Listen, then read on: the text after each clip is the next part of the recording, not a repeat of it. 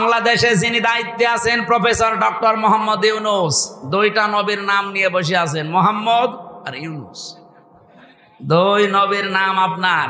আমরা চাই আপনার বিবেক আপনি কাজে লাগাবেন। বিবেক বহির্ভূত কোন কাজ যদি এই দেশে আপনি থাকতে চালু হয়ে যায়, তাহলে আল্লাহ কিন্তু ভুল সিদ্ধান্ত চাপিয়ে দেবে। হাসিনা পালিয়েছে, ওর বিচারপতি পালিয়েছে, মামলার আয়ু পালিয়েছে, সাক্ষীরা পালিয়েছে, তাহলে এটিএম আজহারুল ইসলাম এখনো কেন জেলখানায় আছে? এটা তো বিবেকে মেনে নেয় না। কথা বলেন না কেন? আমরা চাই আজহার সাহেবকে পরশু দিন বৃহস্পতিবারে ওনার আবার আর একটা ডেট আছে, এই ডেটে যেন আর কোনো বাঙালিকে হাইকোর্ট দেখানো না হয়। আমরা এই মাসলুম মানুষটার মুক্তি চাই। আপনারা চান না? কারা চান দেখে? লিল্লাহে তাকবীর।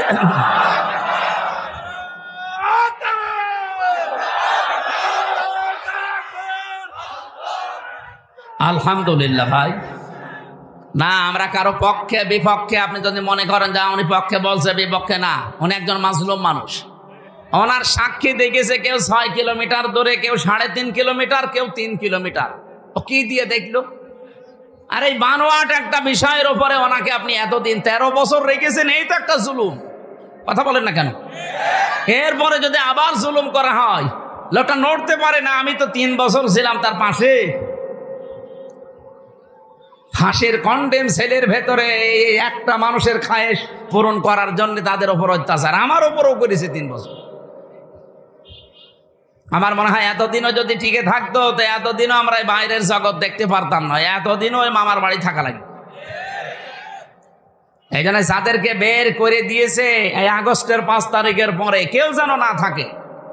অনেকে তারেক জিয়া বের হয়েছে, তারেক জিয়ার বউ এবং তার মা, সবাই যখন খালাস পেয়েছে বলছে এনাদের খালাস দেওয়া ঠিক হয়নি, কারণ এনারা সাজার আসামি ছিল। আরে ভাই, সাজা যে দিয়েছে কি সাজা বলে? এ তো সব বানানো। আর আমি নিজে যেহেতু ভিকটিম, আমি তো নিজে টের পেয়েছি আমার উপরে যে মামলা ছিল পুরাটা বানোয়াট, মিথ্যা। এই জন্য 15.5 বছরে রাজনৈতিক যত মামলা হয়েছে সব মিথ্যার বানোয়াট। এদের মামলাও মিথ্যা, সাক্ষীও মিথ্যা। আমার 4 জন সাক্ষী কুষ্টিয়া থেকে নিয়ে গিয়েছিল, জীবনে তাদের আমি চিনি না। আমি এই আগস্টের 5 তারিখের পরে যেহেতু তারা ভয়ে ভয়ে আছে, একদিন যেয়ে বললাম, ভাই কি সত্যি করে বলেন? আচ্ছা, পুলিশ এসে একদিন রাতের বেলা আমাকে বলছে, সাক্ষী যদি না দাও তোমার নামে মামলা দেব। এই হচ্ছে দেশের অবস্থা। তো এরকম মামলায় যদি আমি এখন শুধু জামিন না, আমি পুরা খারিজ হয়ে গেছে আমার মামলা। আমারটা যেমন আমি ন্যায় বিচার পেয়েছি, আমি চাই আজহার সাহেব ন্যায় বিচার পাবে বৃহস্পতিবারে। কেউ কোনো তাল বাহানা করলে, বিবেক যদি আপনার কাজে না লাগে, এমন ভুল সিদ্ধান্ত চেপে বসবে না দেশের ওপরে, শেষে সামাল দিতে পারবেন না। কারণ দেওয়ালে পিঠ থেকে গেলে তখন আর দিকটা ঠিক থাকে না। কথা বলেন না কেন? কত মানুষ এখন খুশি আছে। আপনি কার খুশির জন্য এগুলো করছেন? অনেকে করছে, আমরা জানি। এই জন্য আমরা কোনো বিবেক বহির্ভূত কাজ করতে চাই না। আজকে ঢাকায় দেখলাম বিভিন্ন জায়গায় মেয়েরা সাইনবোর্ড নিয়ে দাঁড়িয়ে আছে, আমাদের যৌন অধিকার নিশ্চিত করতে হবে। এই যে নারী কমিশনে যারা আছে, এই মানুষগুলো একে মহিলা বলা যায়? আমার মনে হয় এ মহিলাও না, এ পুরুষও না, এ হিজড়া হবে। এরকম কথা লেখে কি করে? 318 পৃষ্ঠা আমি পড়েছি ওদের ওই কমিশনের পুরা বইটা। সবগুলো ইসলাম বিরোধী এবং ইসলামের বিপক্ষে একেবারে ডাইরেক্ট অ্যাকশন নিয়েছে। তার ভেতরে অন্যতম স্বামী আর স্ত্রী। এরা যদি 2 জন সংসার করার, স্বামী বলে আমি এখন সংসার করতে চাই, স্ত্রী বলে যদি না আমার এখন মন নেই, এরপরও যদি স্বামী সংসার করে, স্ত্রী যদি মামলা দেয়, তাহলে ধর্ষণ মামলা হবে। আর ধর্ষণ মামলা হলে সাক্ষী লাগবে না। স্বামী স্ত্রীর ঘরের ব্যাপারটা কি সাক্ষী কেউ দেবে? সাক্ষী পাবেন কোথায়? হয় আপনি ইউটিউবারদের ওখানে সেট করে রাখবেন, কথা বলছেন, তার সাক্ষী আপনি পাবেন কোথায়? আর বিচারক যে রায় দেবে, ওকে আন্দাজে তো রায় দিতে পারবে না, সাক্ষী লাগবে না। আর ওই জিনিসকে দেখেছে কে সাক্ষী দিতে যাবে বলেন? সুতরাং এইরকম নীতিমালা যারা তৈরি করেছে, এ কি সুস্থ না অসুস্থ? আমার মনে হয় এদেরকে আর বাইরে রাখা ঠিক হবে না, তাহলে এই সমাজের ক্ষতি হবে। এদেরকে পাঠানো লাগবে পাবনায়। আরো জোরে বলেন। জেলখানা দেওয়ার দরকার নেই, পাবনায় পাঠিয়ে দেন, ও থাক সাদা থাক। কয়েকদিন আগে পাবনায় গিয়েছিলাম, যে দেখলাম পাগল বেশি নেই, সব ভালো হয়ে চলে গেছে। এখন এদেরকে পাঠানো দরকার। ওরা পয়েন্টটা লিখেছে দ্বিতীয়টায় যে শরীর আমার, সিদ্ধান্ত আমার। জেনা ব্যভিচারের ব্যবসা খুলে বসতেছে। শরীর আপনার মানে আপনার শরীর কে দিয়েছে? আপনার বাবা মা দিয়েছে আপনার শরীর। আপনার বাবা আর মার দায়িত্ব ছিল শুধু বিছানায় থাকা। এই শরীরটা আমার আল্লাহ নিজে বানিয়েছেন। সূরা নূরের ভেতরে আছে, সূরা কি মুমিনুনের ভেতরে আল্লাহ পয়েন্ট আকারে দিয়েছেন যে তোরে কি করে বানালাম আমি। সুম্মা খালাকনান নুতফাতান আলাকাতান ফাখালাকনাল আলাকাতা মুদগাতান ফাখালাকনাল মুদগাতা ইযামা ইলা আখিরি আয়াত। আল্লাহ একে সিরিয়াল আকারে দিয়েছেন, আমি নুতফা এর আকারে, এরপরে আমি এটা মুদগা, এরপরে আলাক, এরপরে রক্ত গোশত চর্বি চামড়া দিয়ে একটা ছাউনি দিয়ে বাচ্চার আকার দিয়ে ছেলে না মেয়ে হবে সে সিদ্ধান্ত দিয়ে মায়ের পেট থেকে আস্তে করে বের করে নিয়ে আসি। আল্লাহু আখরাজাকুম মিন বুতুনি উম্মাহাতিকুম লা তা'লামুনা শাইআ। এই আয়াতগুলো পর্যালোচনা করলে দেখা যায় পুরাটা দায়িত্ব আমার আল্লাহ পালন করেছে, বাকি শুধু সিস্টেমটা আমার আল্লাহ, যেহেতু মার বাবার কাছ থেকে শুধু সিস্টেমটা একটু। তাছাড়া আল্লাহ নিজেও আমাদেরকে বানিয়ে বানিয়ে আকাশ থেকে ফেলতে পারতো না? আমাদের আদি পিতাকে ফেলে নাই, কথা বলেন না কেন? আদি মাতাকে ফেলে নাই। তাদেরকে যদি আল্লাহ ফেলতে পারে, এমনকি বাবা ছাড়াও আল্লাহ বানাতে পারে হযরত ঈসাকে, প্রমাণ তো দুনিয়ায় আছে। সুতরাং যারা এই পয়েন্ট লিখেছেন আপনারা কিন্তু স্বাভাবিক নেই। আমার মনে হয় তারা মেয়াদ উত্তীর্ণ গাঁজা খায়। মেয়াদ আলা গাঁজা খেলে তো এত নিছেন, আমার কথা না। দেহ আমার, সিদ্ধান্ত আমার। আবার এক মহিলা লিখেছে ব্যানারে যে আমার চামড়া আমি দেব। ওরে শয়তান, এগুলো কি মানুষের কাতারে পড়ে? তৃতীয় নাম্বারে পয়েন্টে ওরা লিখেছে যে যৌনকর্মী যারা, তাদেরকে শ্রমিকের মর্যাদা দেওয়া লাগবে। আমার এই পয়েন্টটা পড়ার পরে মনে হচ্ছিল, আল্লাহ যদি বাংলাদেশে কোনো ডাকাত বলে, ইউনূস সাহেব আমাদেরকেও কিন্তু মর্যাদা দেওয়া লাগবে শ্রমিকের, কারণ আমাদেরও কষ্ট কম হয় না। ডাকাতি করা কত কঠিন, গাছ কেটে কাঁধে নিয়ে রাস্তায় ফেলে গাড়ি দাঁড় করিয়ে এত বড় ছুরি সামনে নিয়ে দাঁড়ানো লাগে। এখন বছর কেন, আমি তো নিজে দেখেছি কয়বার ডাকাতের হাতে পড়লাম। একবার পড়েছিলাম সাতক্ষীরায়, বিশাল এক গাছ কেটে ৮-৯ জন কাঁধে করে রাস্তার মাঝে দিয়ে গাড়ি থেমে গেল, সবার পেছনে পেছনে বড় বড় ছুরি। আমি তো কাঁচ খুলে দেওয়ার পরে দেখি মুখ বের করে কয়েকজন, মুখ বাঁধা। আমার টাকা পয়সা চা, আমি আগেই বের করে বলছি নেন। বলছো হুজুর আপনার টাকাও নেব, আল্লাহ মাফ করবে। আরে শয়তান, এত কষ্ট করছে আর বলছে আপনার টাকাও নেব, আল্লাহ মাফ করবে। তাই আপনার কষ্ট হচ্ছে না যে কত বড় গাছ, আপনার ঘাম ঝরছে কপাল দিয়ে। এখন ওরা যদি কালকে থেকে আওয়াজ তোলে যে ডাকাতি করতে কম কষ্ট না, আমাদের শ্রমিকের মর্যাদা দেওয়া লাগবে, এ পর্যন্ত থাকলেও কিছু বলতাম না। কিন্তু সমস্যা হয়ে দাঁড়াবে, কারণ এই শব্দটা পুরা হাদিসের বিরুদ্ধে, কোরআনের বিরুদ্ধে। আপনি দেখেন সূরা কসসের ভেতরে আছে, মুসা আলাইহিস সালামকে যেদিন শুআয়ব আলাইহিস সালাম উনি শ্রমিক হিসাবে নিয়োগ দেবেন, ওনার মেয়েদের ওই যে কুয়া থেকে পানি তুলে দিয়েছিলেন, কুয়া থেকে, ওই বিশাল কুয়া থেকে পানি তুলে নেওয়ার সময় ওনার ঘাম ঝরছিল। মেয়ে দুইটা গিয়ে বলেছে, বাবা এরকম একটা শক্তিশালী এবং বিশ্বস্ত, আমিন বলা হয় কোরআনে আছে আমিন, এরকম একটা বিশ্বস্ত শ্রমিক পেয়েছি, আপনি যদি নিতে চান তো উপকার হবে, তার শরীরে শক্তি আছে। আমরা দেখেছি 4-5 জন রাখাল মিলে যে ঢাকনা সরাতে পারে না কুয়ার, অথচ ওই লোকটা দেখলাম 1 হাত দিয়ে কুয়ার ঢাকনা সরিয়েছে। শ্রম দিলে মানুষের শরীর থেকে ঘাম ঝরে, এই ঘামের মর্যাদা এত বেশি। আল্লাহর নবী জানিয়েছেন, আল কাসিবু হাবিবুল্লাহ, যারা কাজ করে খায় নিজের হাতে, ঘাম ঝরায় শরীর থেকে, এরা আর সাধারণ মানুষ থাকে না, এরা আল্লাহর বন্ধু। আর সেইটাকে আপনি কোথায় মিলাচ্ছেন বলেন? যে আপনি সেটাকে আজকে যারা দেহ ব্যবসা করে খায়, যারা পতিতা, যারা জেনা ব্যভিচারের একেবারে বাজার খুলে বসেছে, বাংলাদেশে এখন 1 লাখ মাত্র পতিতা আছে সারা বাংলাদেশ মিলে, সরকারি জরিপ। এই মানুষগুলোকে আমরা চাই, তাদের যদি সত্যি মর্যাদা দিতে চান, ডক্টর মোহাম্মদ ইউনূস একটা আলাদা বিভাগ খুলে তাদেরকে পুনর্বাসনের ব্যবস্থা করেন। হ্যাঁ, কথা বলছেন না কেন? কত ধনী মানুষের টাকা ব্যাংকে পড়ে আছে, ছাতা পড়ে যাচ্ছে, ও জানেই না কত টাকা আছে।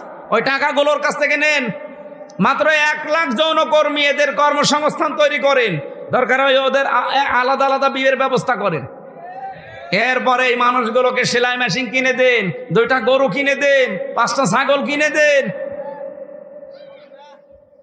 এই সমস্ত কাজ কারবারে নেই। ওনারা শ্রমিকের মর্যাদা দিতে চায়। যেই কয়জন কমিশনে আছে সবগুলো তিলক পরা আর টিপ পরা, এগুলো সব ওই স্বৈরাচারের দোসর, ওই খনি হাসিনার দোসর। এই 15.5 বছরে সব ওদের পক্ষে কথা বলতো, এখন হঠাৎ করে সুর পাল্টিয়েছে।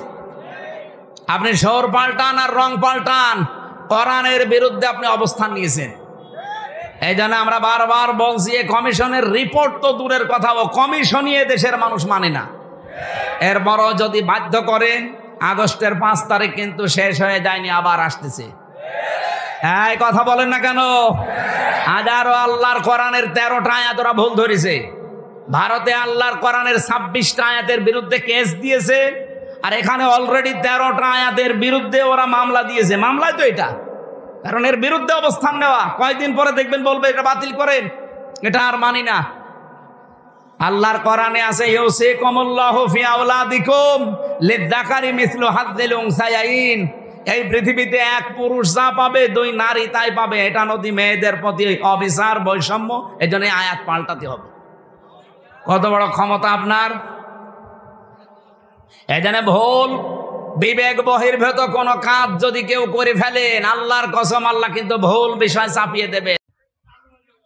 এই জন্য যারা উভয় জগতে বিশ্বাসী, এইরকম মানুষ যারা এখানে এসেছেন, আল্লাহ পাক দুনিয়া আখেরাত মিলে তাদের মর্যাদা সম্মান আমরা চাই যেন আরো বেড়ে যায়।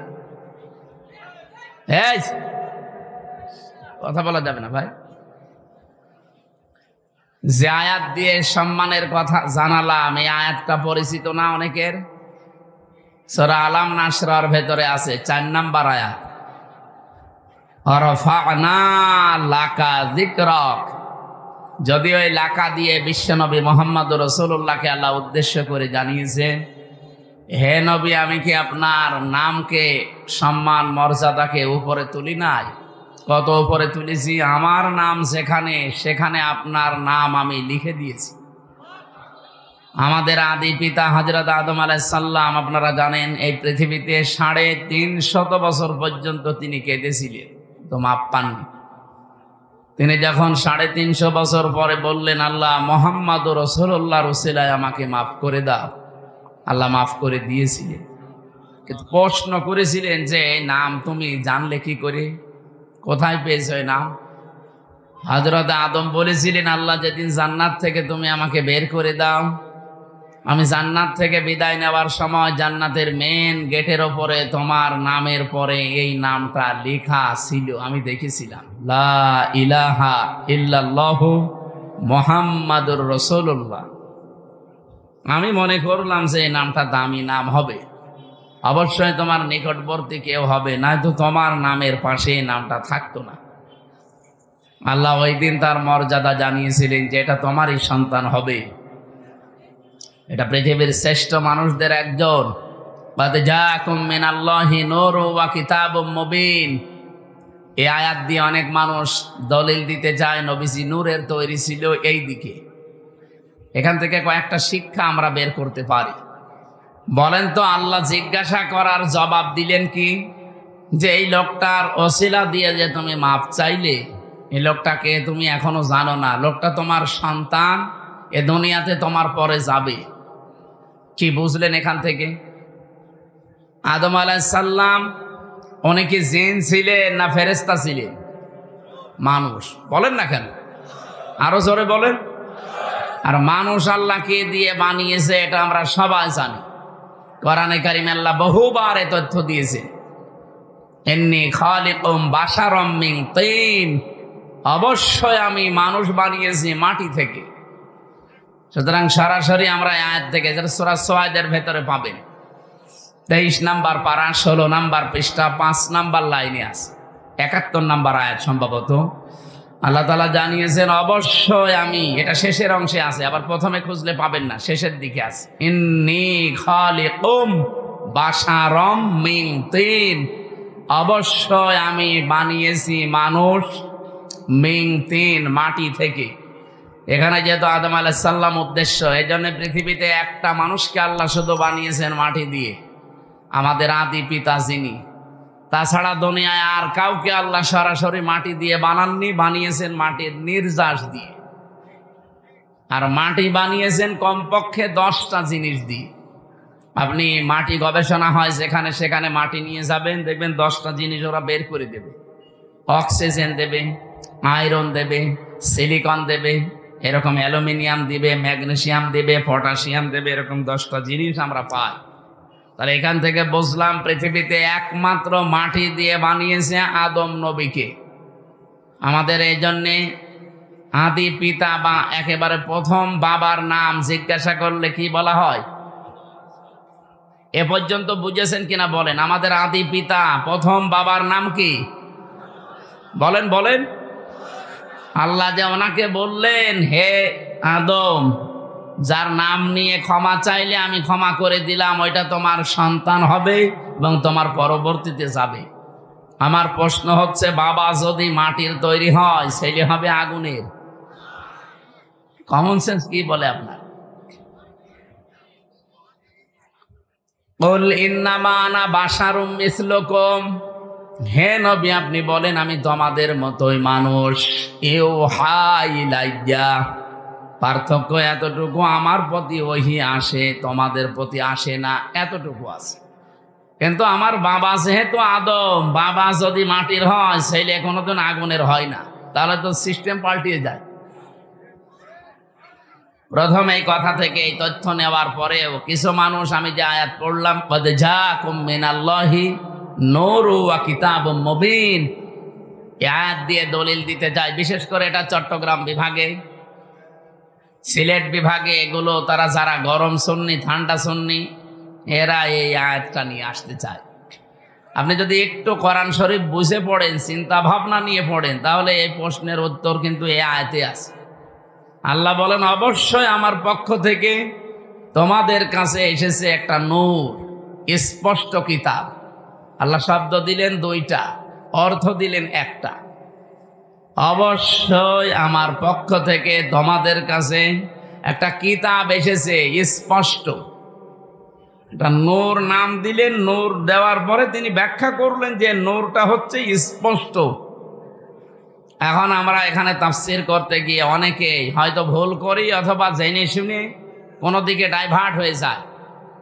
নিজেদের বিভিন্ন জিনিসকে এর উপরে চাপিয়ে দেওয়ার জন্য বলা হয় যে এখানে নূর মানে মুহাম্মাদুর রাসূলুল্লাহ, আর কিতাবুম মুবিন মানে কোরআন শরীফ।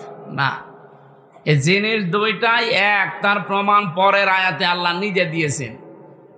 এটা সূরা মায়েদার 15 নম্বর আয়াত। এর পরের আয়াতে দেখেন, 2টা জিনিসই যে এক, তার প্রমাণ আল্লাহ দিচ্ছে। এদিকে তাকান, আল্লাহ পাক বলেন ইয়াহদি বিহিল্লাহ, এইটার দ্বারাই আমি হেদায়েত করি, পথ দেখাই। যেহেতু আল্লাহ এখানে ইয়াহদি বিহি, এই শব্দটা আল্লাহ বহু বচন দেননি, দ্বিবচন দেননি, এক বচন দিয়েছেন। মুফাসসিরিন ইকরাম, আমি যত তাফসীর পড়েছি সব মুফাসসির এই বিহি দিয়ে ওই আগের 2টা নাম একটা জিনিস এইটাই বুঝিয়েছেন। আল্লাহ বলেন আমার পক্ষ থেকে অবশ্যই তোমাদের কাছে নূর যাবে, স্পষ্ট কিতাব যাবে। তাহলে নূর ও যা, স্পষ্ট কিতাবও তা, তার নাম কোরআন শরীফ। তার নাম কি? বলেন বলেন। এতটুকু শেষ করেননি আল্লাহ, এ পর্যন্ত বললে আমাদের বিভ্রান্ত হওয়ার সম্ভাবনা থাকতো। এই জন্য আল্লাহ ব্যাখ্যা করছেন ইয়াহদি বিহিল্লাহ। এখানে ফাইল কর্তা সরাসরি আল্লাহ নিজে। আল্লাহ বলেন আমি এইটার দ্বারাই হেদায়েত করি। আর আমরা সবাই জানি পৃথিবীতে হেদায়েত দেওয়ার একচ্ছত্র মালিকানা কোরআনের, না মানে আল্লাহর মানে কি? আল্লাহর কথাই তো কোরআন। এই পৃথিবীতে কোরআনকে আল্লাহ হেদায়েত দেওয়ার মতো ক্ষমতা দিয়েছেন, তাছাড়া আর কাউকে দেয়নি। এমনকি নবীজির হাতে আল্লাহ হেদায়েত ছেড়ে দেয়নি। যদি থাকতো নবী নিজের চাচাকে দিত। শুধুমাত্র হেদায়েত দেওয়ার ক্ষমতা আছে কার? আরে কোরআন শরীফ কার? এই জন্য যালিকাল কিতাবু লা রাইবা ফি, যে কিতাবের আগে আলিফ লাম দিয়ে আল্লাহ নির্দিষ্ট করে দিয়েছেন একটাই মাত্র কিতাব দুনিয়ায় পাঠালাম যেটা মানুষকে হেদায়েত দিতে পারে। এবার আসেন আমরা মূল কথায় যাইতে চাই। যেহেতু পৃথিবীর একখানা কিতাব আছে মানুষকে হেদায়েত দিতে পারে, আর কেউ পারে না, সেই হিসাবে আল্লাহ কিতাবের নাম এখানে নূর বলার পরে আবার উল্লেখ করেছেন কিতাবুম মুবিন। ওই নূরটাই হচ্ছে স্পষ্ট কিতাব। কোরআন শরীফে তাফসিরে এটা হচ্ছে মাযহারির ভেতরে আছে 55টা নাম পাবেন আপনি কোরআনের। 55টার ভেতরে 5 নাম্বার নাম আপনি এইটা পাবেন। আমি 55টায় নাম পড়ে দেখেছিলাম। কোরআনের নাম হচ্ছে আল কোরআন, আল ফুরকান, আল কিতাব, আন নূর, আত তানজিল। এভাবে একটা একটা করে আপনি নাম পাবেন 55টা। যেহেতু কোরআনের নাম আমার আল্লাহ নিজে নূর দিয়েছেন, আর এই কোরআনের বরকত অথবা এই কোরআনের পরিস্থিতি আমাদের কাছে আরো স্পষ্ট করার জন্য পরবর্তী শব্দে আল্লাহ কিতাবুম মুবিন লাগিয়েছেন। আমাদের রাজশাহী, খুলনা, রংপুর এই সমস্ত বিভাগে যেহেতু সমস্যা একটু কম এই শব্দ নিয়ে, তারপরেও স্পষ্ট করছি নবীজি নূরের তৈরি বললে তার সম্মান বাড়ে না, আরো কমে যায়। বাবা যেইটার আপনি সন্তানকে ওইটা বলে চালাবেন। বিশ্বনবী মুহাম্মদ রাসূলুল্লাহ, এখান থেকে আপনি প্রমাণ আজকে পেলেন ইয়াহদি বিহিল্লাহ। এই বিহি 1 বছর, এজন্য পৃথিবীতে কোরআন শরীফ হচ্ছে নূর, আর মুহাম্মদ রাসূলুল্লাহকে আল্লাহ নূর দিয়ে বানিয়েছেন। এই আয়াত দিয়ে দলিল দিয়ে আপনি একটা পাগল। তাহলে বিহি আল্লাহ দিত না, বিহি মা দিত, যে নবীজি এবং কোরআন শরীফ এই দুইটা দিয়ে আমি হেদায়েত দান করি। বিহি মা দিল না কেন? আমি আলেমদেরকে বলছি যারা একটু লেখাপড়া করেন, এই আয়াতটা নিয়ে বাড়ি যারা চিন্তা ভাবনা করবেন। আমার তো মাথা ছোট, ভুল হতে পারে। যাদের মাথা বড় বড় আছে, যে বড় মাথায় আরো এই যে এক হুজুর বসে আছে না, কি যেন গোলাম রব্বানি, কি মাথা দেখেছে, আমার মনে হয় 2 মাথা মিলে ওনার মতো হবে।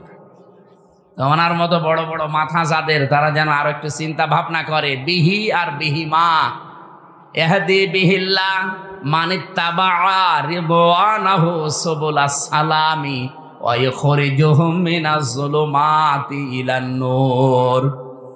আল্লাহ পাক বলেন এইটার দ্বারাই আমি হেদায়েত করি। এইটা মানে এখানে 1 বছর কোরআন। মানিত্তাবা, যে ব্যক্তি অনুসরণ করবে কোরআনকে, রিদওয়ানাহু, এবং তার সন্তুষ্টি চাইবে, তার মানে আল্লাহর।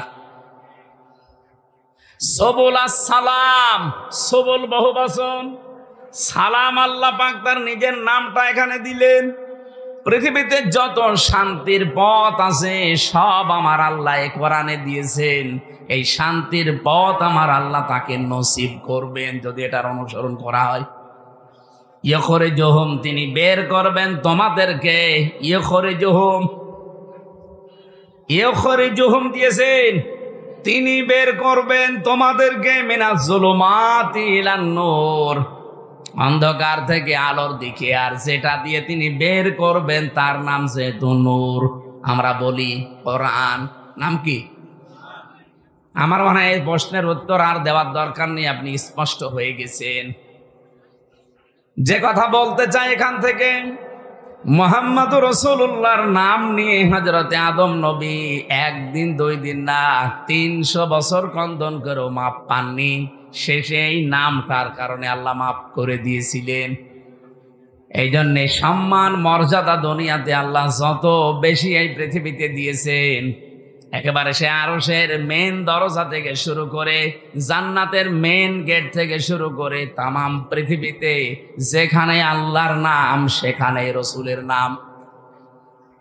কি আপনি দেখেন বাংলাদেশে প্রায় 1110 কিলোমিটার পথ, টেকনাফের একেবারে শেষ গ্রাম থেকে পঞ্চগড়ের তেতুলিয়ার ওই বাংলা বান্দা পর্যন্ত সব মিলিয়ে আপনি হিসাব করে দেখবেন 1110 কিলোমিটার। কত? 1110 কিলোমিটারের ভেতরে শুধু বাংলাদেশের এরিয়ায় আমি হিসাব করে দেখেছি কম পক্ষে 13 মিনিট 4 সেকেন্ড একাধারে আজান হয়। আমার একটু কষ্ট হয়ে যাচ্ছে।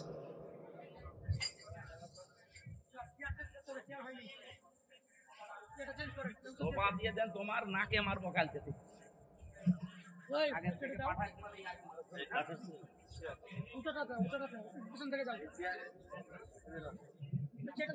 ছাতা তো উল্টো পাল্টা লাগে, এটা খারাপ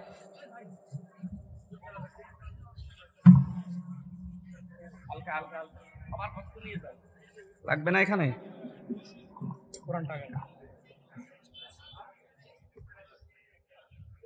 এখন চা খাবে কখন মানুষ? চা লাগবে না, নিয়ে যান চা খাও।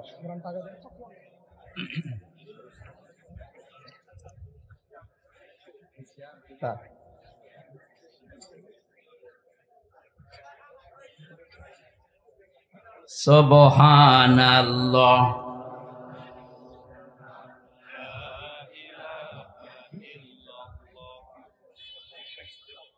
কে দেবেন? কি কিছু আছে?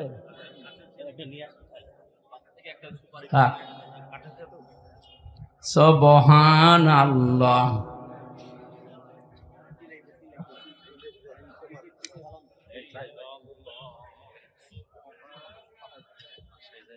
আরে না লাগবে না, বসো।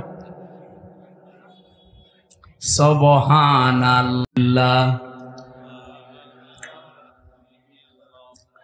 আমি জিকির করতে দিয়েছি, কি করেন কি আপনি? সুবহানাল্লাহ আলহামদুলিল্লাহ লা ইলাহা ইল্লাল্লাহ।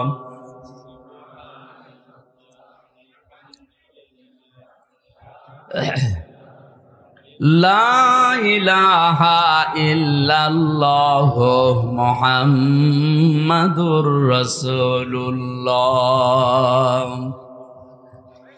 আমার ভাইরা, টেকনাফের একেবারে শেষ গ্রাম থেকে যখন আজান আরম্ভ হয়, এরপরে হয়তো আসবে বখিয়া, এরপরে চট্টগ্রাম, এরপরে বান্দরবন, এভাবে একটা একটা করে আপনি আস্তে আস্তে দেখবেন টেকনাফ থেকে একেবারে তেতুলিয়ার বাংলা বান্দা পর্যন্ত 0 পয়েন্ট ওরা একাধারে 13 মিনিট 4 সেকেন্ড আজান হতে আছে, 1 সেকেন্ডও বাদ নেই। যেখানে আল্লাহর নাম উচ্চারণ হবে আশহাদু আল্লা ইলাহা ইল্লাল্লাহ, মুয়াজ্জিন সঙ্গে সঙ্গে বলবে আশহাদু আন্না মুহাম্মাদুর রাসূলুল্লাহ। বলবে না? আল্লাহ বলেন রাফা'না লাকা যিকরাক, আমার নাম যেখানে আমি আপনার নাম ওই জায়গায় উপরে তুলে দিয়েছি। আমার নামকে ডাকার পরে অনায়াসেই মানুষ দেখবেন আপনার নামটা উচ্চারণ করবে। এই জন্যে সম্মান মর্যাদা উচ্চতা এটা আমার জন্যে, আমার রাসূলের জন্যে, আর যারা ঈমান এনেছে তাদের জন্যে। সুতরাং সম্মান মর্যাদা যাদের কামনা করেছে আল্লাহ যেন উভয় জগতে তাদের ঈমানের উপরে টিকে থাকার তৌফিক দেন, বলেন আমিন। অনেক মানুষ হয়তো টিকে থাকে, মরণের সময় এলোমেলো হয়ে যায়।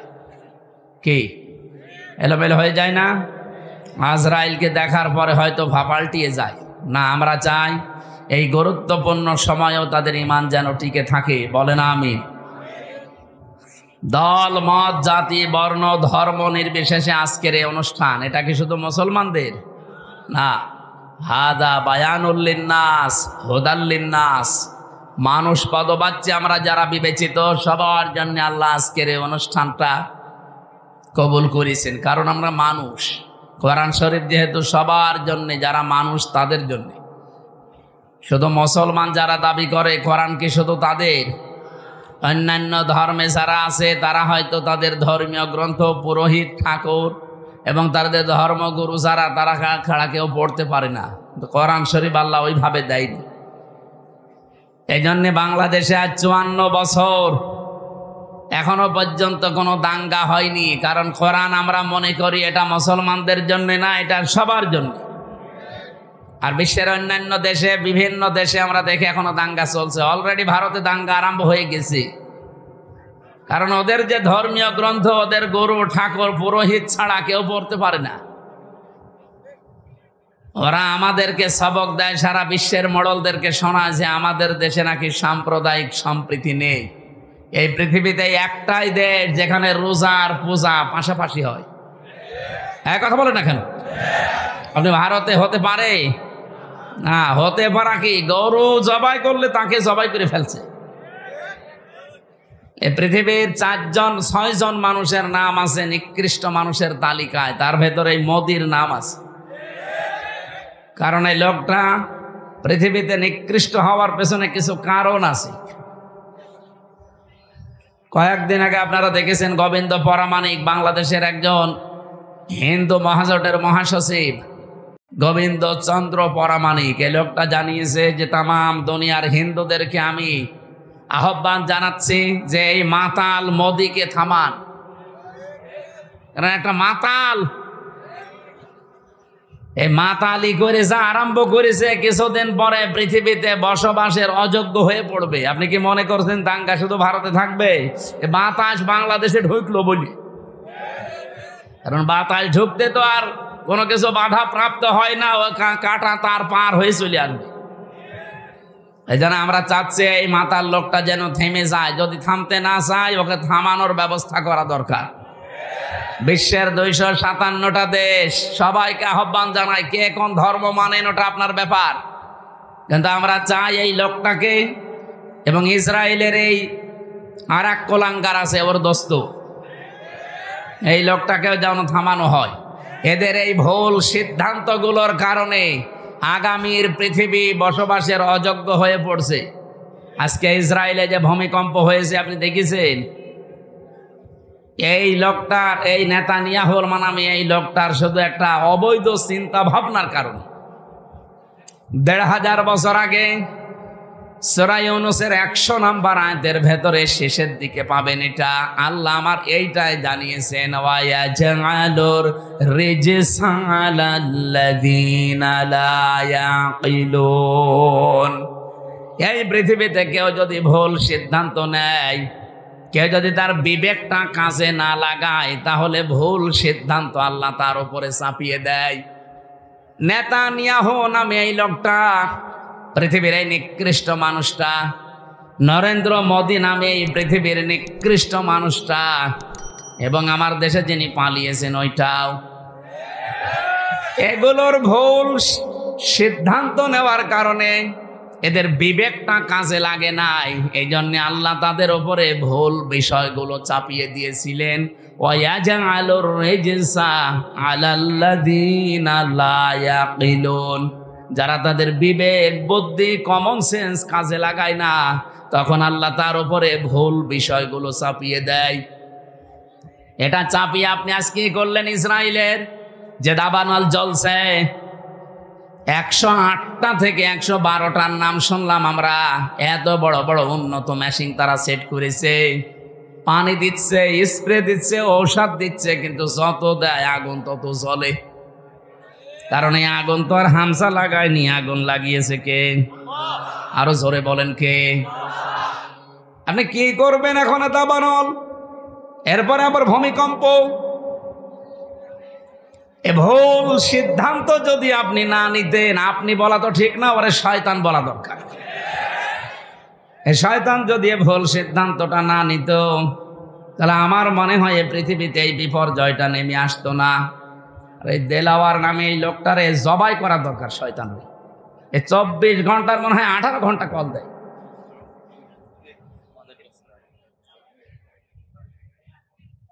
কোনো কমন সেন্স না আছে কি আল্লাহ জানে, ও যেন মরিয়ে যায় আজকে।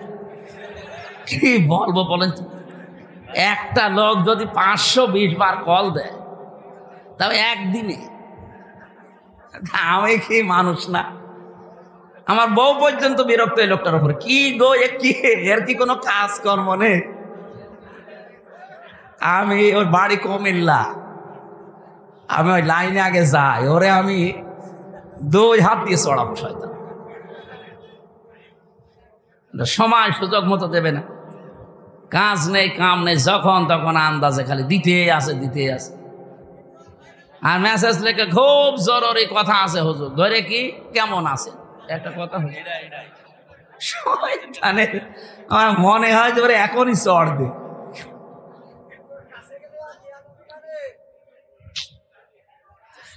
আমার ভাইরা,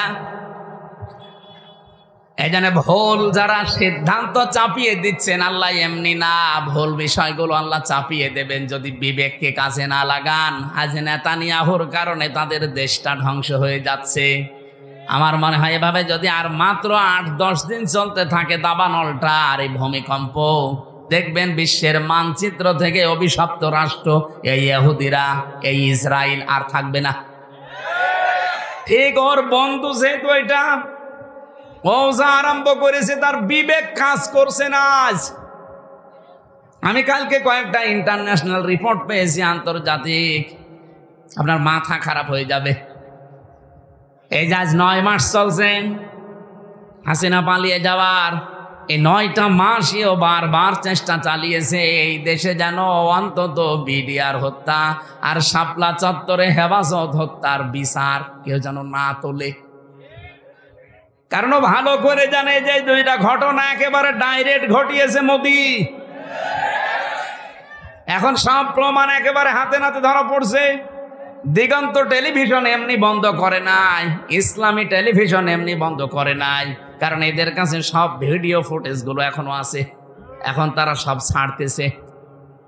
সাগর রনিয়েত্তি এমনি হত্যা হয় নাই, বহু রিপোর্ট তাদের কাছে গোপন বিষয় ছিল, ওদেরকে একটু সাহায্য করেছে, তাকেও দুনিয়া থেকে বিদায় করে দিয়েছে। এখন রিপোর্টগুলো যেহেতু হাওয়ায় ভেসে বেড়াচ্ছে, আর বিশ্বের আন্তর্জাতিক মহল যারা, তারা আমাদের চাইতে আপনাদের চাইতে অনেক চালাক। আমি রিমান্ডে গিয়ে এটা টের পেয়েছিলাম, ওই 10 দিনে বহু কিছু দেখেছি। ইসরায়েল থেকে যে উন্নত প্রযুক্তির মেশিন তারা নিয়ে এসেছে, আপনি পায়খানার ভেতরে কি করেন ওইটা ওরা দেখতে পায়। এই যে আগস্টের 5 তারিখের পরে বিভিন্ন জায়গায় চাঁদাবাজি আরম্ভ হয়েছিল, এলাকায় হয়েছে কি আমি জানি না। ওই যে নারায়ণগঞ্জে বন্দরে রাত 2টার সময় গেছে চাঁদা চাইতে, পরে ধরা পড়ে গেছে। ও বলছে আমি রাত 2টার সময় আসলাম, তারপরও ধরে ফেললো। আরে ভাই, রাত 2টা আপনি বাড়ির ভেতরে বসে বসে কি চিন্তা ভাবনা করছেন, কোন দিকে তাকিয়ে আছেন? ওরা ওই বসে বসে ডিবি অফিসে দেখতে পায়। এমন মেশিন নিয়ে এসেছিল। আমারে ধরা পড়ার পরের দিন 20 সালের শেষের দিকে, 21 সালে তো আমারে ধরেছে। যেই দিন ধরেছে ওই দিনই আমার নাম্বার, যেখানে যার আত্মীয় স্বজন সবগুলো ট্যাগ করা, কে কোথায় কি আমার পক্ষে বিপক্ষে বলছে সব ওরা আমাকে শোনাচ্ছে। কিন্তু আশ্চর্য কি গো, আমরা যে বাটন মোবাইলে কথা বলি, এই বাটন মোবাইলে কথা বলার ওদের সামনে কথা বলা একই। আপনারা যারা বলেন সতর্ক থাকবে, এমন কোনো কথা বলবেন না শেষে ওই যে টাকলা মোরাদের মতো যদি 6 মিনিট একটু ফাঁস হয়ে যায় না, আপনার বাবা শাহজালাল সব হালাল হয়ে যাবে। এজন্য কথা বলার সময় এই যে যারা পরকীয়া প্রেম করেন, তুমি আমি, আমি তুমি, আমি তুমি, তুমি আমি, হ্যাঁ মনে করছে কেউ জানে না, কেউ জানে না, মানে ওরা সব দেখতে পাচ্ছে যে আপনি কার বর্ষাতে লাইনে আছেন। এই জন্য মিথ্যা কথা বলবেন না। এখানে কারা লাইনে আছেন হাত তোলেন তো। ওই যে একজন, ঠিক আছে, আপনি লাইন চালান, আপনাকে কয়েকদিন পরে দেখা হবে কার সাথে আপনার লাইন আছে। হোয়াটসঅ্যাপ অনেকে বলে এটা নিরাপদ, কে বলেছে আপনাকে? হোয়াটসঅ্যাপে কথা বললে ওরা দেখতে পাচ্ছে। এ বাংলাদেশে নিরাপদ হওয়ার মতো কোনো এখন অ্যাপস আর নেই। সে যেইটাই বলেন, মেসেঞ্জার বলেন, ইমো তো আরো ঘরের ভেতরে। ওই ইমোতে কথা বলা আর ওদের সামনে বসে বসে বলা একই। হোয়াটসঅ্যাপটা এটা সবাইকে ওরা ট্যাগ করে না, যাদের টার্গেট করে তাদের। এই যে এই ভুল সিদ্ধান্ত নেওয়ার কারণে বিবেকটা কাজে লাগছে না, এই কারণে আজকে যে বিপর্যয় নেমে আসবে, এই দাঙ্গা তৈরি হওয়ার কারণে শুধু কি মুসলমান মরবে, হিন্দু মরবে না? এক কথা বলেন না কেন? ওখানে যদি মনে করেন মুসলমান আছে 30 কোটি, হিন্দু আসে 100 কোটি, এই কারণে আপনি মুসলমান 10 জন মেরে ফেললেন, হিন্দু 2 জন মরিস। বাংলাদেশে আমরা 92 জন মুসলমান 100 জনের, বাকি 4 জন হিন্দু, অন্যান্য জাতি মিলে আর 4 জন। ওখানে যদি 2 জন মুসলমান মরে, এখানে 5 জন মরবে না? হ্যাঁ, সব সাফা হয়ে যাবে। এই জন্যই তো আমরা জানাচ্ছি যে এই মাতালটাকে থামান।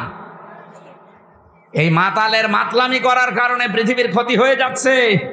আগামীতে আমার মনে হয় এ পৃথিবী বসবাসের অযোগ্য হয়ে যাবে। বসবাস যে করবেন সেরকম পরিস্থিতি আর পাবেন না। ওই চাচা এরশাদ মরার আগে যা বলেছিল ওইটা দেখতে পাবেন, যে ঘর থেকে বের হলে খুন আর ঘরে থাকলে গুম হয়ে যাবে। আল্লাহ আমাদের হেফাজত করুন, বলেন আমিন। আমি এখান থেকে এই 2টা দেশের নাম বলার পরে একটা বিষয়ে সিদ্ধান্ত নিতে চাচ্ছি, আপনারা একমত হবেন কিনা আমি জানি না। বাংলাদেশে যিনি দায়িত্বে আছেন প্রফেসর ডক্টর মোহাম্মদ ইউনূস, 2টা নবীর নাম নিয়ে বসে আছেন, মোহাম্মদ আর ইউনূস। 2 নবীর নাম আপনার। আমরা চাই আপনার বিবেক আপনি কাজে লাগাবেন। বিবেক বহির্ভূত কোন কাজ যদি এই দেশে আপনি থাকতে চালু হয়ে যায়, তাহলে আল্লাহ কিন্তু ভুল সিদ্ধান্ত চাপিয়ে দেবে। হাসিনা পালিয়েছে, ওর বিচারপতি পালিয়েছে, মামলার আয়ু পালিয়েছে, সাক্ষীরা পালিয়েছে, তাহলে এটিএম আজহারুল ইসলাম এখনো কেন জেলখানায় আছে? এটা তো বিবেকে মেনে নেয় না। কথা বলেন না কেন? আমরা চাই আজহার সাহেবকে পরশুদিন বৃহস্পতিবারে, ওনার আবার আরেকটা ডেট আছে, এই ডেটে যেন আর কোনো বাঙালিকে হাইকোর্ট দেখানো না হয়। আমরা এই মাসলুম মানুষটার মুক্তি চাই। আপনারা চান না? কারা চান দেখে? লিল্লাহে তাকবীর।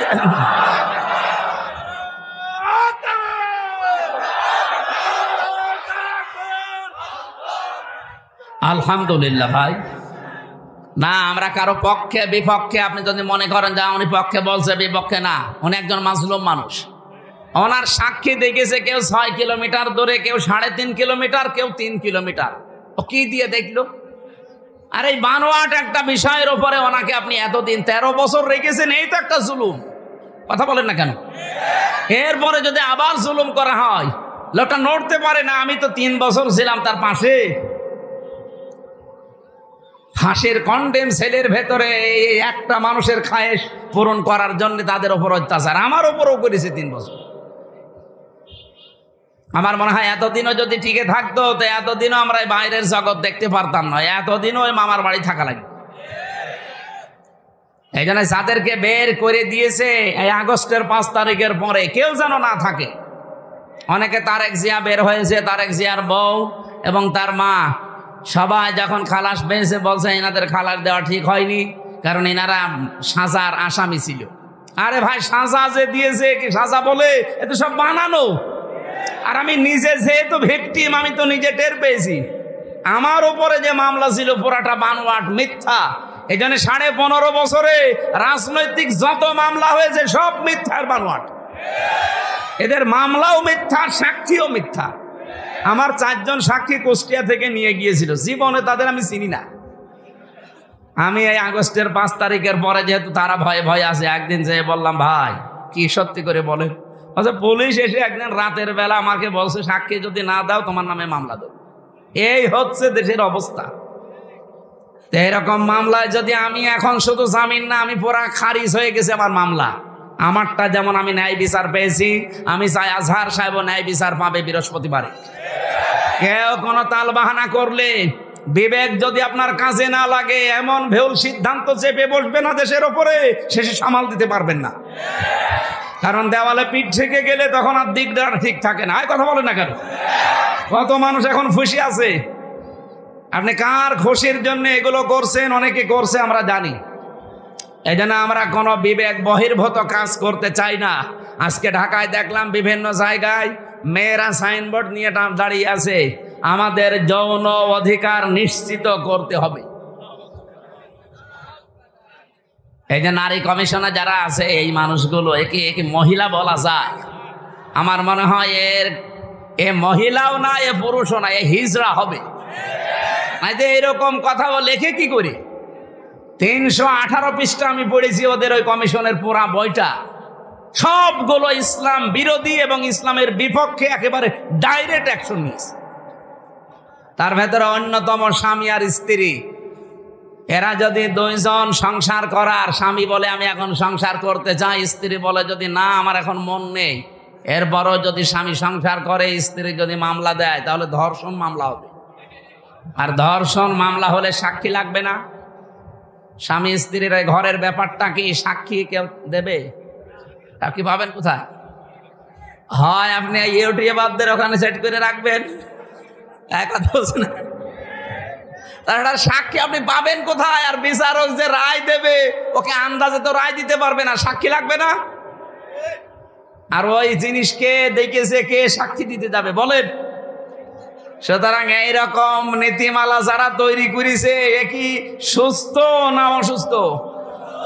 আমার মনে হয় এদেরকে আর বাইরে রাখা ঠিক হবে না, তাহলে এই সমাজের ক্ষতি হবে। এদেরকে পাঠানো লাগবে পাবনায়। আরো জোরে বলেন।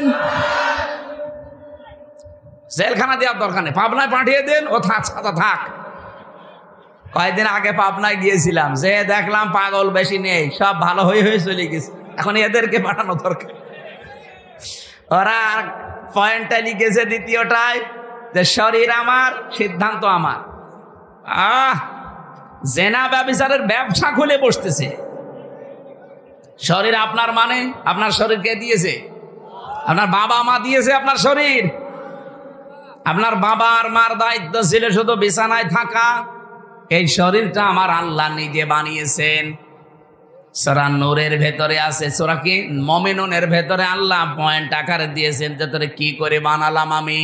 সুম্মা খালাকনান নুতফাতান আলাকাতান ফাখালাকনাল আলাকাতা মুদগাতান ফাখালাকনাল মুদগাতা ইযামা ইলা আখিরি আয়াত।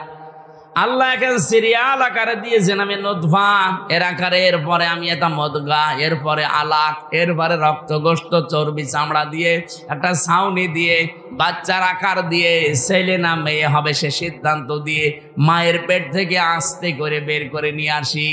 আল্লাহু আখরাজাকুম মিন বুতুনি উম্মাহাতিকুম লা তা'লামুনা শাইআ। এই আয়াতগুলো পর্যালোচনা করলে দেখা যায় পুরাটা দায়িত্ব আমার আল্লাহ পালন করেছে, বাকি শুধু সিস্টেমটা আমার আল্লাহ, যেহেতু মার বাবার কাছ থেকে শুধু সিস্টেমটা একটু।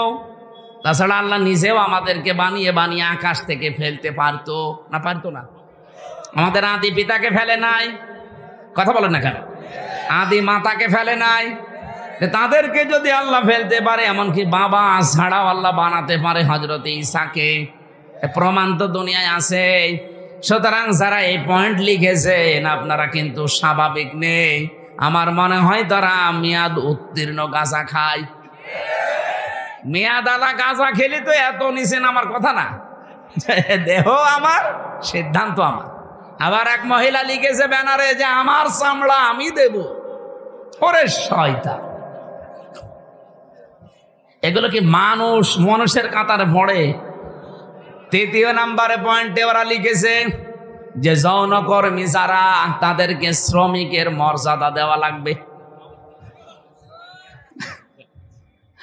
আমার এই পয়েন্টটা পড়ার পরে মনে হচ্ছিল, আল্লাহ যদি বাংলাদেশে কোনো ডাকাত বলে, ইউনূস সাহেব আমাদেরকেও কিন্তু মর্যাদা দেওয়া লাগবে শ্রমিকের, কারণ আমাদেরও কষ্ট কম হয় না। ডাকাতি করা কত কঠিন, গাছ কেটে কাঁধে নিয়ে রাস্তায় ফেলে গাড়ি দাঁড় করিয়ে এত বড় ছুরি সামনে নিয়ে দাঁড়ানো লাগে। এখন বছর কেন? আমি তো নিজে দেখেছি, কয়বার ডাকাতের হাতে পড়লাম। একবার পড়েছিলাম সাতক্ষীরায়, বিশাল এক গাছ কেটে 8-9 জন কাঁধে করে রাস্তার মাঝে দিয়ে গাড়ি থেমে গেল, সবার পেছনে পেছনে বড় বড় ছুরি। আমি তো কাঁচ খুলে দেওয়ার পরে দেখি মুখ বের করে কয়েকজন মুখ বাঁধা। আমার টাকা পয়সা চা, আমি আগেই বের করে বলছি নেন। বলছো হুজুর আপনার টাকাও নেব, আল্লাহ মাফ করবে। আরে শয়তান, এত কষ্ট করছে আর বলছে আপনার টাকাও নেব, আল্লাহ মাফ করবে। তাই আপনার কষ্ট হচ্ছে না যে কত বড় গাছ, আপনার ঘাম ঝরছে কপাল দিয়ে। এখন ওরা যদি কালকে থেকে আওয়াজ তোলে যে ডাকাতি করতে কম কষ্ট না, আমাদের শ্রমিকের মর্যাদা দেওয়া লাগবে, এ পর্যন্ত থাকলেও কিছু বলতাম না। কিন্তু সমস্যা হয়ে দাঁড়াবে, কারণ এই শব্দটা পুরা হাদিসের বিরুদ্ধে, কোরআনের বিরুদ্ধে।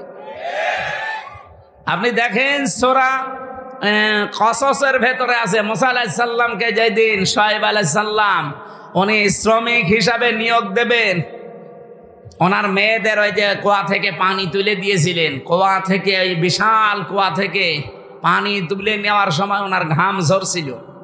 মেয়ে দুইটা গিয়ে বলেছে, বাবা এরকম একটা শক্তিশালী এবং বিশ্বস্ত, আমিন বলা হয় কোরআনে আছে আমিন, এরকম একটা বিশ্বস্ত শ্রমিক পেয়েছি, আপনি যদি নিতে চান তো উপকার হবে, তার শরীরে শক্তি আছে। আমরা দেখেছি 4-5 জন রাখাল মিলে যে ঢাকনা সরাতে পারে না কুয়ার, অথচ ওই লোকটা দেখলাম 1 হাত দিয়ে কুয়ার ঢাকনা সরিয়েছে।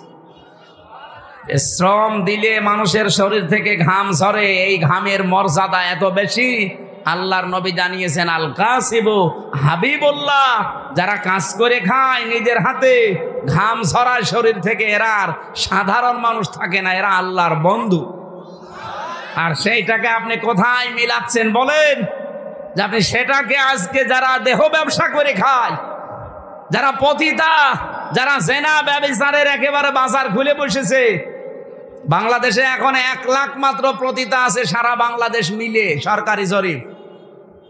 এই মানুষগুলোকে আমরা চাই, তাদের যদি সত্যি মর্যাদা দিতে চান, ডক্টর মোহাম্মদ ইউনূস একটা আলাদা বিভাগ খুলে তাদেরকে পুনর্বাসনের ব্যবস্থা করেন। হ্যাঁ, কথা বলছেন না কেন? কত ধনী মানুষের টাকা ব্যাংকে পড়ে আছে, ছাতা পড়ে যাচ্ছে, ও জানেই না কত টাকা আছে। ওই টাকাগুলোর কাছ থেকে নেন। মাত্র 1 লাখ যৌনকর্মী, এদের কর্মসংস্থান তৈরি করেন, দরকার হয় ওদের আলাদা আলাদা বিয়ের ব্যবস্থা করেন। এরপরে এই মানুষগুলোকে সেলাই মেশিন কিনে দেন, 2টা গরু কিনে দেন, 5টা ছাগল কিনে দেন। এই সমস্ত কাজ কারবারে নেই। ওনারা শ্রমিকের মর্যাদা দিতে চায়। যেই কয়জন কমিশনে আছে সবগুলো তিলক পরা আর টিপ পরা, এগুলো সব ওই স্বৈরাচারের দোসর, ওই খনি হাসিনার দোসর। এই 15.5 বছরে সব ওদের পক্ষে কথা বলতো, এখন হঠাৎ করে সুর পাল্টিয়েছে। আপনি সুর পাল্টান আর রং পাল্টান, কোরআনের বিরুদ্ধে আপনি অবস্থান নিয়েছেন। এই জন্য আমরা বারবার বলছি, কমিশনের রিপোর্ট তো দূরের কথা, ও কমিশনই দেশের মানুষ মানে না। এরপরও যদি বাধ্য করেন, আগস্টের 5 তারিখ কিন্তু শেষ হয়ে যায়নি, আবার আসতেছে। এই কথা বলেন না কেন? হাজারো আল্লাহর কোরআনের 13টা আয়াত ওরা ভুল ধরেছে। ভারতে আল্লাহর কোরআনের 26টা আয়াতের বিরুদ্ধে কেস দিয়েছে, আর এখানে অলরেডি 13টা আয়াতের বিরুদ্ধে ওরা মামলা দিয়েছে। মামলায় তো এটা, কারণ এর বিরুদ্ধে অবস্থান নেওয়া। কয়েকদিন পরে দেখবেন বলবে এটা বাতিল করেন, এটা আর মানি না। আল্লাহর কোরআনে আছে, ইউসিকুমুল্লাহু ফি আওলাদিকুম লিযযাকারি মিসলু হাযযিল উনসায়াইন। এই পৃথিবীতে 1 পুরুষ যা পাবে 2 নারী তাই পাবে। এটা নদী মেয়েদের প্রতি অবিচার, বৈষম্য। এই জন্য আয়াত পাল্টাতে হবে। কত বড় ক্ষমতা আপনার! এই জন্য ভুল বিবেক বহির্ভূত কোনো কাজ যদি কেউ করে ফেলেন, আল্লাহর কসম, আল্লাহ কিন্তু ভুল বিষয় চাপিয়ে দেবে, চলবে। তখন ভূমিকম্প আসবে। আমি আর বাকিটা বললাম না। এই জন্য যারা দায়িত্বে আছেন, আহ্বান করে আপনারা এখনো আপনার বিবেকটা কাজে লাগান, নয়তো ভুল বিষয় চেপে বসলে তখন সামাল দেওয়া কঠিন হয়ে যাবে। আল্লাহ আমাদেরকে বোঝার তৌফিক দিন, বলেন আমিন। সূরা তাওবার 100 নম্বর আয়াত আমরা পড়েছি। আমার আলোচনার বিষয় হচ্ছে সাহাবীদের অনুসরণ। এটাতে কত বড় গুরুত্বপূর্ণ জিনিস আমাদের জন্য। আল্লাহর নবী জানিয়েছেন, আল্লাহ আল্লাহ ফি আসহাবি লা তাত্তাখিদুহুম গারাদাম মিন বাদি।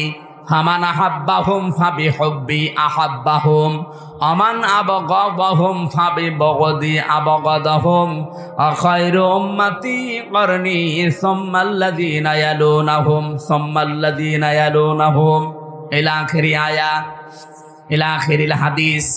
এটা হাদিসের ভাষা। নবীজি বলেন, পৃথিবীর মানুষেরা আমার সাহাবীদের সম্পর্কে সাবধান।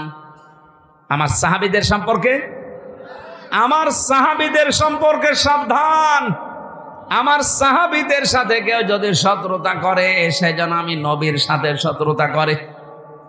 একজন আজানের জবাব দিয়ে দেন, দিলে আদায় হয়ে যাবে। দিয়ে দেন, একজন দিয়ে দেন। এই পৃথিবীর কোন মানুষ যদি আমি নবীর সাথে দুশ্মনী করে, সেজন্য দুশ্মনী করে কার সাথে? বলেন বলেন, আল্লাহর সাথে। এজন্য আমাদের এই জায়গাটা খুব সেনসিটিভ জায়গা। আল্লাহ এত বেশি প্রশংসা দিয়েছেন সাহাবায়ে কেরামের, যেহেতু আল্লাহ তাদের উপরে বলে দিয়েছেন রাদিয়াল্লাহু আনহুম ওয়া রাদু আনহু, আমি নিজে তাদের উপরে খুশি হয়ে গেছি যেমন তারা আমাদের উপরে খুশি আছে। সুতরাং তাদের পথ অনুসরণ অনুকরণ করলেই আল্লাহকে সন্তুষ্ট এবং রাজি খুশি করা যাবে বলে আমরা কোরআন থেকে তথ্য পেয়েছি। ঠিক আছে, দেখছি এগুলো ওই সময় হয়নি। আপনাদের মনে হয় টাকা পয়সা ঈদগার কাজে লাগাবে, এখনো টাকা ওঠে নাই। আমার 2-3 মিনিট সময় চাচ্ছে, দেব। আজানের সময়টা আপনারা যদি যা এনেছেন দেওয়ার জন্য দিতে পারেননি, একটু দিয়ে দেন। কই ভেতরের লোকজন কই? একটু তাড়াতাড়ি করেন ভাই, যারা যাও যে ভেতরে যাচ্ছে যান, খালি বের করে রাখেন। আজান হতে হতে ওরা বের হয়ে চলে যাবে। ওঠে কে করেন?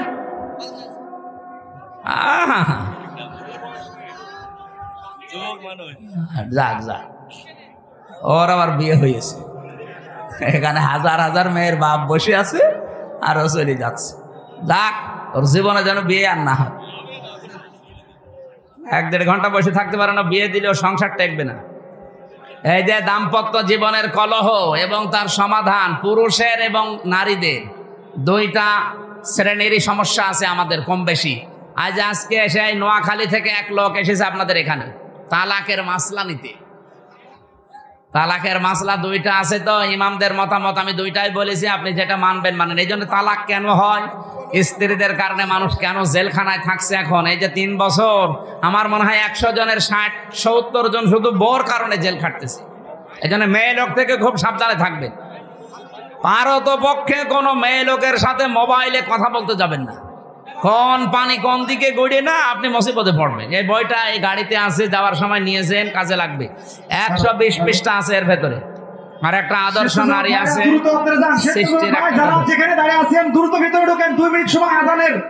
স্বেচ্ছাসেবক দল, এটা ওজির পুকুর নাকি 5000 টাকা পাঠিয়েছেন, আল্লাহ যেন কবুল করেন, বলেন আমিন। এই ঈদগাটায় আপনারাই বছরে বছরে 2 বার নামাজ পড়বেন, এটা যেন আপনাদের দায়িত্বে দিয়ে গেলাম। শেষ করবেন কাজগুলো যতটুকু আছে। মান বানা লিল্লাহি মাসজিদান আছে, বানাল্লাহু লাহু বাইতান ফিল জান্নাহ। নবীজি বলেন, কেউ যদি একটা সেজদার জায়গা বানিয়ে দেয়, তার জন্য আল্লাহ নিজে জান্নাতে ঘর বানায়। সেজদা দিতে কি পুরা মসজিদ লাগে, পুরা ঈদগাহ লাগে? কতটুকু? একটা টাইলসের জায়গা হলেই হয়ে যায় সেজদা দেওয়া। কথা বলছেন না কেন? তাহলে একটা টাইলসের টাকাও যদি আপনি এখানে দেন, তাহলে জান্নাতে আপনি একটা পুরা ঘর পাবেন। এই জন্য মান বানা লিল্লাহি মাসাজিদ, আল্লাহ নবী দেয়নি মাসজিদান। একটা সেজদার জায়গাকে মসজিদ বলা হয়। সুতরাং এতটুকু একটা জায়গার দাম বা এই জায়গা সংস্কার করার জন্য যতটুকু যা লাগে, আপনি যদি একটা টাইলসের দামও দেন, জান্নাতে একটা ঘরের মালিক হয়ে যাবেন ইনশাআল্লাহ। বানাল্লাহু লাহু বাইতান ফিল জান্নাহ, আল্লাহ নিজে বলেন আমি ঘর বানাবো। সমর্থ থাকলে অবশ্যই দেবেন। যে যা গিয়েছেন ভেতর থেকে বের হয়ে যান, যান। সাহাবায়ে কেরামের মর্যাদা আকাশচুম্বী। তারকা দেখতে পান, তারকার চাইতে সাহাবায়ে কেরামের মর্যাদা আল্লাহর কাছে অনেক বেশি। তারা হেদায়াত প্রাপ্ত প্রত্যেকে, আর প্রত্যেকেই জান্নাতি। আমরা বলি যে 10 জন সাহাবী আশারায়ে মুবাশশারা, কে বলেছে আপনাকে? খালি ওই 10 জনই জান্নাতি, আর বাকি যে লক্ষ লক্ষ সাহাবী এরা জান্নাত যাবে না? বলেন, ওই 10 জন সাহাবীর ভেতরে খাদিজাতুল কুবরার নাম আছে? বলেন না কেন? আয়েশার নাম আছে, ফাতেমার নাম আছে, যে তারা জান্নাতি না? ফাতেমা জান্নাতের নেত্রী হবে, সমস্ত মহিলাদের সর্দার।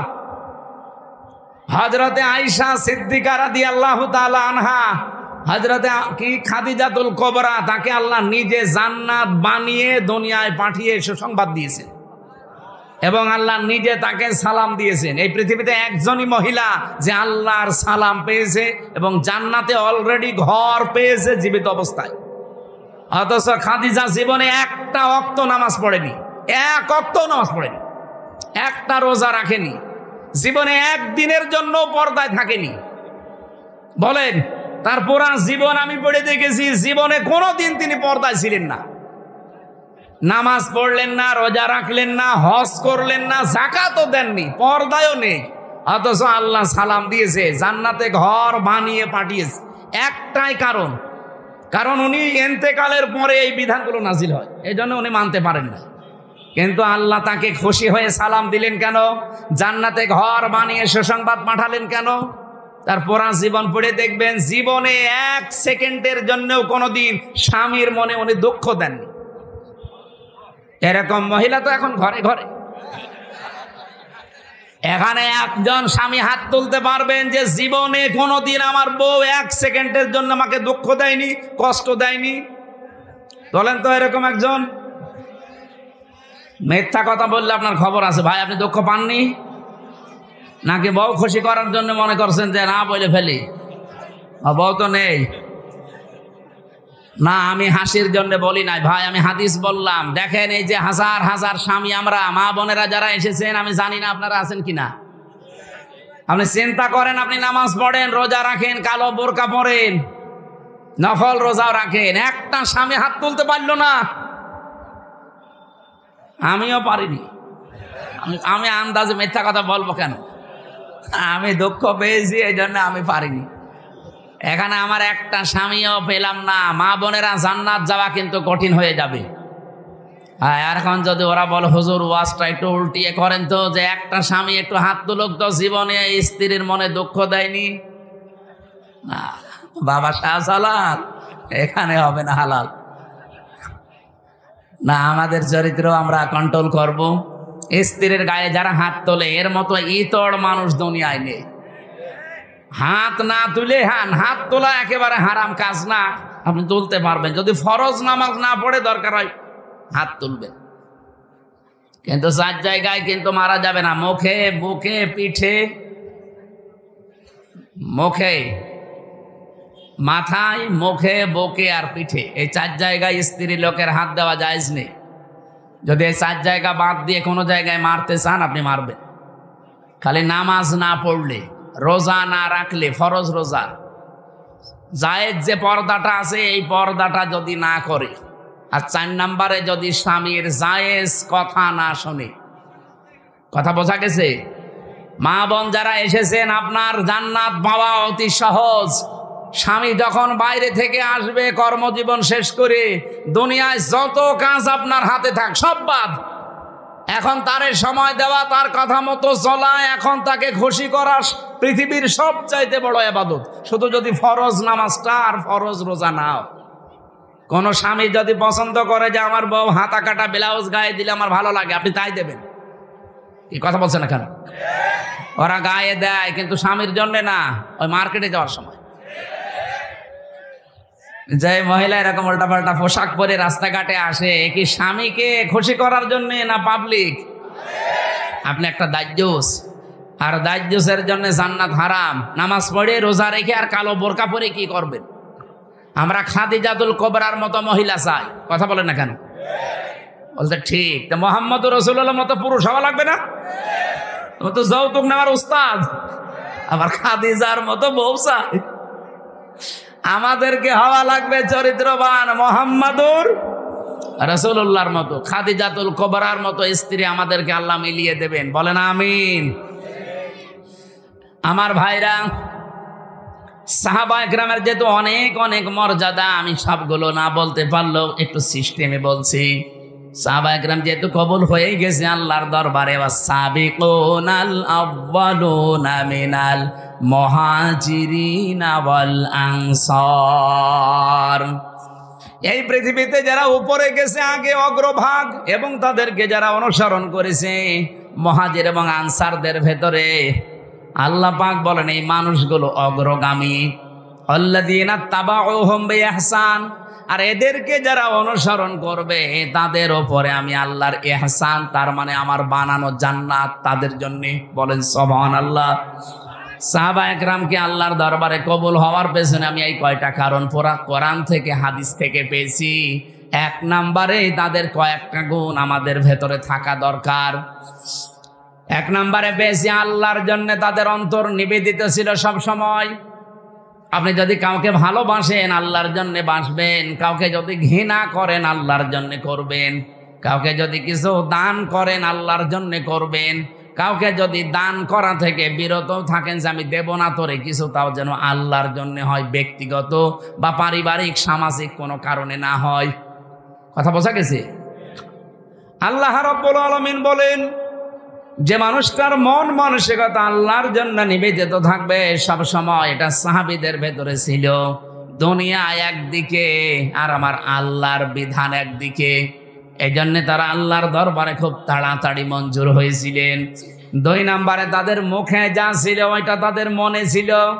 মুখে বললে ওইটা মন থেকে বলতেন, লোক দেখানোর জন্য বলতেন না।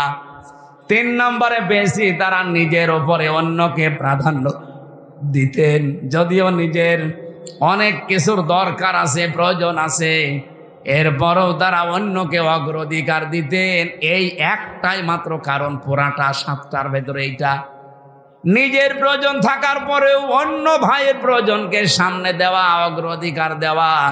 আল্লাহ পাক এত বেশি খুশি হতেন তাদের উপরে এই কারণে যে রাদিয়াল্লাহু আনহুম ওয়া রাদু আনহু, এই আয়াত তাদের জন্য আল্লাহ নাযিল করে দিয়েছেন। আল্লাহ এতটুকু বলে যদি আয়াতটা শেষ করে দিতেন, এই আয়াতটা আমি পড়তাম না। এর পরবর্তী কিছু সুসংবাদও দিয়েছেন, ওয়া আ'আদ্দালাহুম জান্নাত।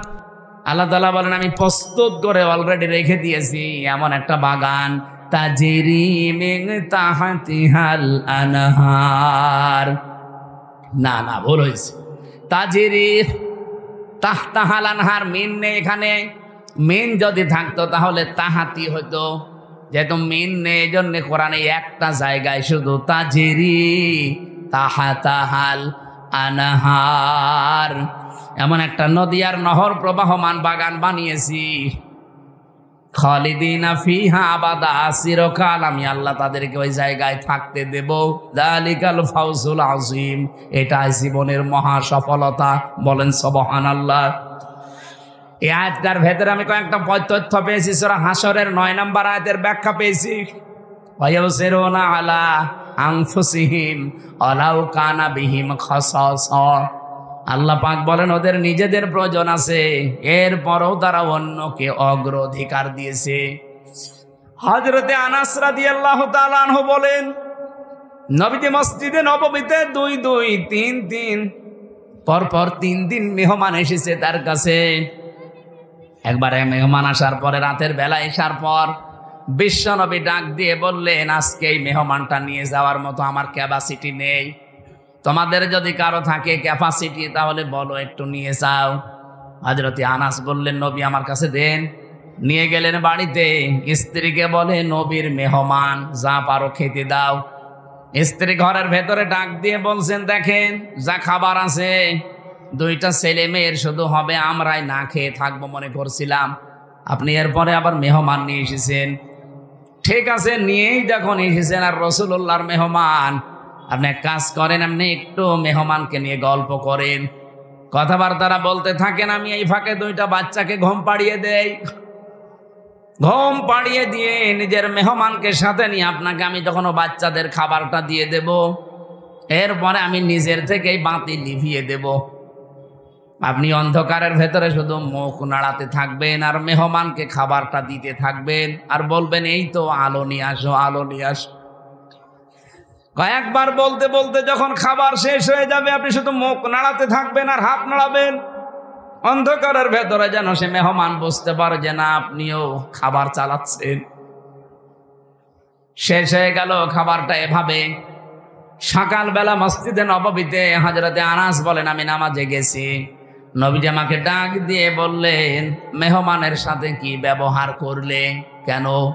আল্লাহর আরশ পর্যন্ত খুশি হয়ে গেছে, তোমাদের নামে সূরা হাশরের 9 নম্বর আয়াত নাযিল হয়ে গেছে। নিজেদের প্রয়োজন থাকার পরও যারা অন্যের অগ্রাধিকার দেয়, অন্যকে গুরুত্ব দেয়, তাদের জীবনটা সাহাবীদের মতো আল্লাহ কবুল করে নেয়। আজ বাংলাদেশে এটা খুব বেশি দরকার। এই কথা বলছেন না কেন? এটা আজকে দল মত জাতি বর্ণ ধর্ম নির্বিশেষে খুব বেশি দরকার। যদি সাহাবীদের মতো কবুল হতে চান, গ্রহণযোগ্য হতে চান, নিজের প্রয়োজন থাকার পরও অন্যেরটা অগ্রাধিকার দেবেন। এটা আমাদের অনেকের মন আছে, কিন্তু আমরা পেরিয়ে উঠি না বড় কারণে। আমার বোনের জন্য, আমার ভাইয়ের জন্য, আমার চাচার জন্য, আমার ফুফুর জন্য আমার মন আছে, আমি কিছু করব। আমার অগ্রাধিকার দেওয়া দরকার তাদের গুরুত্বের, তাদের পরিবারের, তাদের অসচ্ছলতার। কিন্তু অনেক পরিবারে আছে বউ শুধু টান দিয়ে ধরে, না অত দরকার কি? এরকম বউ দেশে নেই? কার বউ এরকম আছে মন ছোট? হাত তোলেন তো। না, এলাকায় ওসব নেই। এরপরে সাহাবায়ে কেরাম কবুল হওয়ার পেছনে কারণ পেয়েছি 4 নাম্বার, তারা লোক দেখানো কোনো কাজ করতেন না। আল্লাহ পাক বলেন, আল্লাযীনা হুম ইউরাউনা ওয়া ইয়ামনাউনাল মাউন। আমরা যা করি, যতটুকু ছোট হোক আর বড় হোক, যেন আল্লাহর জন্য হয়। 5 নাম্বারে পেয়েছি তারা কাফেরদের প্রতি বড় কঠোর ছিলেন। এটা সূরা ফাতিহার 29 নাম্বার আয়াতে এই তথ্যটা পাবেন। মুহাম্মাদুর রাসূলুল্লাহ আল্লাযীনা মাআহু আশিদ্দাউ আলাল কুফফার। সাহাবায়ে কেরাম আল্লাহর দরবারে কবুল হয়েছিলেন, তার 5 নম্বরে কারণ ছিল তারা কাফেরদের প্রতি বড় কঠোর এবং ভয়ঙ্কর ছিলেন। আজ যারা কোরআনের বিরুদ্ধে 13 জায়গায় হাত দিয়ে কোরআন পাল্টাতে চায়, এরাও কাফের। বাংলাদেশে দলমত দেখা যাবে না, এই জায়গায় নবীর উম্মত এবং সাহাবীদের অনুসরণ করার ক্ষেত্রে কঠোর হওয়া লাগবে। আমরা কঠোর হতে রাজি আছি না? সামনে সব দলমত নির্বিশেষে কঠোর হয়ে যাবেন। এই আইন পাশ করা দূরের কথা, ওরা যেন ভয়ে কাঁপতে থাকে। আমরা তো আল্লাহর দরবারে সাহাবীদের মতো কবুল হতে চাই। আল্লাহ আমাদের তৌফিক দিন, আমিন। আরো জোরে বলেন। দুনিয়ায় সেই কয়দিন বেঁচে আছেন। আমি কালকে নাটোরে লালপুর না বাগাতে পড়াইছিলাম, ওখানে এই পয়েন্টটা বলেছিলাম, কেউ যদি জুলুম করে সামনে মনে করেন যে আমি অমুক জায়গায় পৌঁছাবো, জীবনও পারবেন না। সাদ্দাত যেমন পারে নাই, জুলুম করে জান্নাত বানিয়েছিল, জান্নাত ভোগ করতে পারে নাই, দেখতেও পারে নাই, এমনকি চৌকাঠে পা দেওয়ার আগেই তার মরণ হয়েছে। হাসিনাও জুলুম করে করেও টার্গেটে পৌঁছাতে চেয়েছিল 41 সাল, 41 সাল দিতে দেয়নি, 24 সালেই শেষ। এই জন্য আগামীতে যারা চেয়ারে বসবেন, যদি জুলুমের মাধ্যমে বা জুলুম করেন কারো সাথে, আল্লাহর কসম, ইত্তাকি দাওয়াতাল মাজলুম ফাইন্নাহা লাইসা বাইনাহু ওয়া বাইনাল্লাহি হিজাব। মজলুমের বরদোয়া থেকে বেঁচে থাকবা, কারণ মজলুমের বরদোয়া আর আল্লাহর মাঝে কোনো হেজাব পর্দা থাকে না। এজন্য আগামীতে আমি সতর্ক করছি, যারা আসবেন যেন জুলুম করবেন না। জুলুম করে যদি জনগণকে দাবিয়ে রেখে মনে করেন আমি অমুক টার্গেটে পৌঁছাবো, একেবারে 41 সাল, আপনার 5 বছর পরে দেখবেন বাড়ি ঘর শ্মশান হয়ে গেছে। কি শ্মশান হয়েছে এটা দেখানো লাগবে।